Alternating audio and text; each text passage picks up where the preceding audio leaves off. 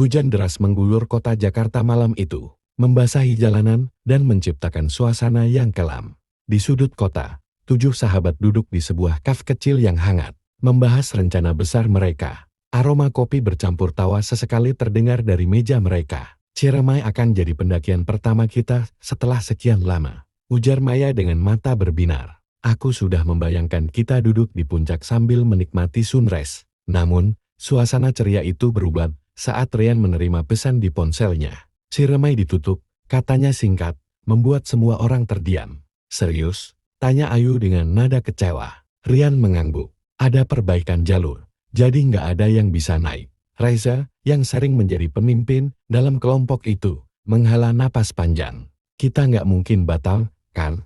Bagaimana kalau kita naik ke Gunung Slamet? Jalur Guci Kompak baru dibuka lagi," katanya panjang, tapi menantang. Tony langsung menyambut usulan itu. "Aku setuju. Jalurnya memang terkenal indah, tapi penuh misteri." "Maksudnya?" tanya Vina. Tony tersenyum kecil.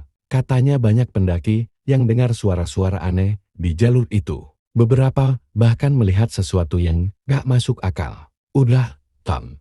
Jangan mulai cerita horor," potong Ayu, berusaha mengabaikan rasa takutnya. Meski ada keraguan, mereka sepakat untuk mencoba jalur tersebut. Perjalanan malam menuju base camp Guci dimulai dengan suasana hati campur aduk. Namun, semakin jauh mereka meninggalkan kota, semakin mereka merasa ada yang berbeda. Mobil mereka melintasi jalanan berliku di tengah kebun teh yang gelap. Sesekali, Tony melihat bayangan di balik pepohonan melalui kaca mobil. "Lihat itu, di sana," serunya. "Di mana?" tanya Dito sambil mencoba melihat keluar. Nggak jadi. "Mungkin cuma imajinasiku," jawab Tony. Tapi matanya tetap terpaku pada kegelapan. Setibanya di base camp Guci menjelang subuh, mereka disambut oleh penjaga base camp, seorang pria tua dengan tatapan tajam dan wajah serius. "Kalian mau mendaki jalur Guci?" tanya pria itu sambil memandang mereka satu persatu. "Iya, Pak," jawab Reza singkat. Pria itu diam sejenak sebelum berkata, "Jalur ini bukan jalur biasa. Banyak cerita yang nggak bisa dijelaskan. Kalau kalian merasa ada yang aneh, jangan abaikan. Dan jangan pernah mengambil apapun dari hutan ini." Peringatan itu membuat suasana semakin tegang. Namun, Reza menenangkan kelompoknya. "Santai aja. Dia cuma mau kita hati-hati." Fajar mulai menyingsing saat mereka memulai pendakian. Udara dingin menusuk kulit, tapi semangat mereka membuat langkah terasa ringan. Jalur Guci Kompak menyajikan pemandangan yang memukau pepohonan rindang dan kabut tipis yang melayang di antara batang-batang pohon. "Ini luar biasa," ujar Maya sambil memotret. Namun, suasana mulai berubah ketika mereka mencapai persimpangan pertama. Penanda jalur yang mereka andalkan terlihat tertutup lumut dan sulit dibaca. "Ke kiri atau kanan?" tanya Dito. "Ke kiri, jalurnya lebih lebar," sahut Tony tanpa ragu. Mereka mengikuti jalur itu, tapi semakin jauh mereka berjalan, hutan terasa lebih gelap dan sunyi. Burung-burung yang sebelumnya berkicau kini menghilang, digantikan oleh suara gemerisik daun yang samar. "Kenapa jadi sunyi gini?" bisik Ayu. Tidak ada yang menjawab, tapi semuanya merasakan hal yang sama. Suasana mulai terasa berat. Setelah beberapa jam mendaki, mereka tiba di sebuah area terbuka yang aneh. Di tengahnya, terdapat lingkaran batu besar dengan bekas abu yang masih tampak baru. "Ini apa ya?" tanya Dito sambil mendekati lingkaran itu. Reza memperhatikan lingkaran itu dengan dahi berkerut. "Mungkin tempat ritual. Kita jangan terlalu dekat." Namun, Tony malah tertawa kecil. "Santai aja. Ini cuma tempat biasa." Ayu merasa tidak nyaman. "Aku nggak suka tempat ini. Kita cari lokasi lain buat istirahat." Tapi kelelahan membuat mereka akhirnya mendirikan tenda di dekat lingkaran itu. Saat mereka bersiap tidur, angin dingin mulai berhembus, membawa aroma yang aneh campuran tanah basah dan sesuatu yang mirip bau dupa. "Siapa yang bakar dupa di sini?" tanya Maya, tapi tidak ada yang menjawab. Malam pertama di hutan menjadi awal dari teror. Vina terbangun karena mendengar suara langkah kecil di luar tenda. Awalnya, ia mengira itu adalah hewan. Tapi langkah itu terdengar terlalu teratur, seperti seseorang berjalan mengelilingi tenda. "Ada yang jalan di luar," bisiknya sambil mengguncang Tony. "Tidur aja. Itu cuma angin," sahut Tony dengan malas. Namun, Vina tahu, apa yang ia dengar bukanlah angin. Langkah itu semakin mendekat, diikuti oleh suara bisikan. Vina, ayo. Di sisi lain tenda, Ayu melihat sesuatu melalui celah kecil. Sosok hitam berdiri di tengah lingkaran batu. Sosok itu tidak bergerak, hanya diam sambil memandang ke arah tenda mereka. Bitu, keluar deh. Lihat ada apa, pinta Reza. Dengan keberanian yang tersisa, Dito keluar sambil membawa senter. Ia memutar tubuh, menyinari lingkaran batu. Tapi tidak ada apa-apa di sana, hanya angin dingin yang menusuk kulit.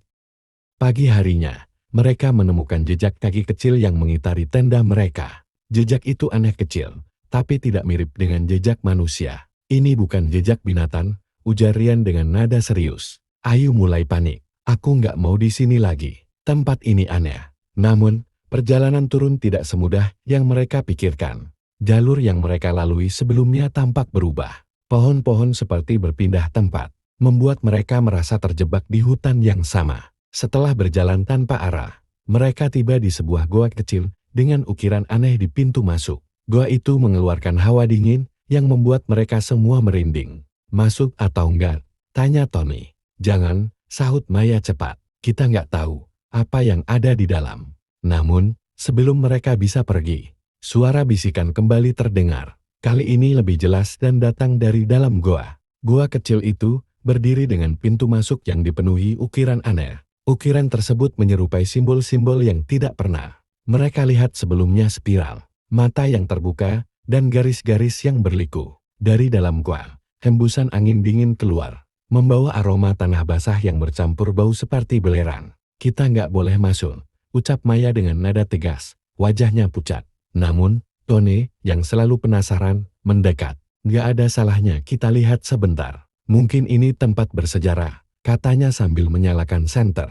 Tony, jangan sembrono, tegur Reza. Tapi Tony sudah melangkah masuk ke dalam goa. Satu persatu, mereka mengikuti Tony dengan ragu. Di dalam goa, dinding-dindingnya terasa dingin seperti es. Meskipun udara luar tidak sedingin itu, cahaya senter mereka memperlihatkan lebih banyak ukiran. Kali ini lebih menyeramkan, seperti wajah-wajah yang sedang berteriak dalam kesakitan. Ini apa? Tanya Vina sambil memegang salah satu ukiran yang terasa hangat. Anehnya berbeda dari dinding lain. Tiba-tiba, gema suara tawa kecil terdengar, memantul dari dinding ke dinding.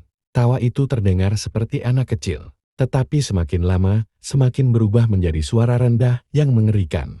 Kita keluar sekarang, seru Rian sambil menarik Vina. Saat mereka berlari keluar, suara tawa itu terus mengejar mereka, semakin keras, seolah-olah ada sesuatu yang ingin keluar bersama mereka. Hari mulai gelap, dan mereka memutuskan untuk mendirikan tenda lagi di dekat goa, karena tidak ada pilihan lain.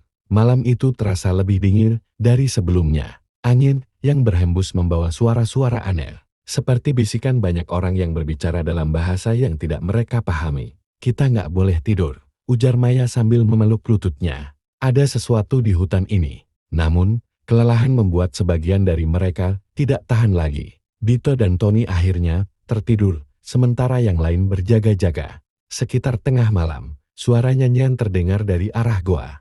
Maya yang mendengarnya pertama kali langsung membangunkan yang lain. Bangun, dengar itu. Mereka semua terdiam, mendengarkan suara yang semakin jelas. Nyanyian itu terdengar seperti paduan suara. Tetapi suara setiap orangnya terasa tidak sinkron, membuatnya terdengar mengerikan. Dengan senter, mereka berjalan pelan ke arah goa untuk memastikan. Di depan goa, mereka melihat bayangan orang-orang yang duduk melingkar, seolah-olah sedang melakukan ritual. Namun, saat mereka mendekat, bayangan itu menghilang begitu saja, meninggalkan lingkaran batu yang kini dipenuhi dengan bunga-bunga segar dan dupa yang menyala. Pagi harinya, Tony tidak bangun. Ia ditemukan tergeletak di dalam tenda, tubuhnya dingin dan wajahnya pucat seperti mayat. Namun, ia masih bernapas, hanya saja napasnya sangat pelan. Ada apa dengannya? Tanya Ayu sambil mengguncang tubuh Tony. Reza memeriksa denyut nadinya. Dia hidup, tapi sangat lemah. Kita harus segera turun gunung. Mereka mencoba membawa Tony keluar dari area itu. Tetapi beban tubuhnya terasa jauh lebih berat dari seharusnya. Suara bisikan kini kembali terdengar. Tetapi kali ini, lebih jelas dan lebih menyeramkan. Jangan tinggalkan dia, bisik suara itu. Dalam ketakutan, mereka mempercepat langkah. Tetapi setiap kali mereka berbalik, bayangan besar tampak mengikuti mereka dari kejauhan. Bayangan itu tidak pernah mendekat, tetapi kehadirannya terasa nyata. Saat malam tiba, mereka memutuskan untuk beristirahat lagi karena tenaga mereka habis. Tony masih tidak sadarkan diri dan tubuhnya semakin dingin. Maya yang menjaga. Tony mulai mendengar suara aneh dari dalam. Tubuhnya suara berbisik yang keluar dari mulut. Tony meski ia tidak berbicara. Apa itu? Bisik Maya dengan gemetar. Dia di sini, kata Tony dengan suara berat. Matanya masih terpejam. Tiba-tiba, tubuh Tony terangkat sedikit dari tanah. Seolah-olah ada sesuatu yang menariknya ke atas. Semua orang panik dan berusaha menahannya. Tetapi tubuh Tony terasa sangat kuat. Pergi kalian semua. Suara Tony berubah menjadi suara yang bukan miliknya. Dalam kepanikan, Raisa mengambil keputusan berani. Kita harus kembali ke lingkaran batu. Mungkin itu satu-satunya cara untuk menghentikan ini. Namun, ketika mereka sampai di sana, lingkaran batu itu telah berubah. Batu-batu yang sebelumnya hanya melingkar kini membentuk simbol besar di tengahnya. Dari arah gua, cahaya merah keluar, seperti memanggil mereka untuk masuk kembali. Kita nggak punya pilihan, ujar Reza, ini satu-satunya jalan. Mereka saling menatap dengan ragu, tetapi akhirnya masuk ke dalam goa. Tempat kegelapan sejati menunggu.